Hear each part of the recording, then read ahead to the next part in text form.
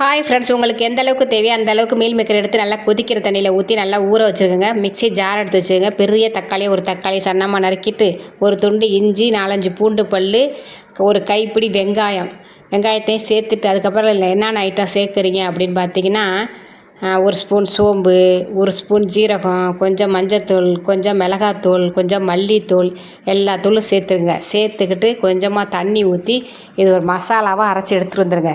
இந்த மாதிரி அரைச்சி மசாலா வச்சு கிரேவி வச்சோம்னு வச்சுக்கோங்களேன், சூப்பராக கிரேவி நிறையா கிடைக்கும். சாப்பிட்றதுக்கு செம்ம டேஸ்ட்டாக ஜூஸியாக இருக்கும்.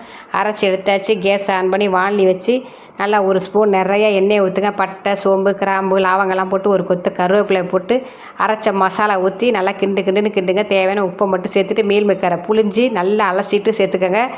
சேர்த்துக்கிட்டு மிக்ஸி ஜாரை கழுவி தண்ணியை ஊற்றி தட்டை போட்டு மூடி ஒரு 5 நிமிஷம் சிம்மிலே வைங்க. நல்லா கொதித்து தண்ணி சுருண்டு வரும்போது லாஸ்ட்டாக கொத்தமல்லி தலையை போட்டு எடுத்து வச்சு சாதத்தில் சாப்பிட்லாம், சப்பாத்தியில் சாப்பிட்லாம், தோசையில் சாப்பிட்லாம், சாப்பிட்டுக்கிட்டே இருக்கலாம். ஓகே, பாய்.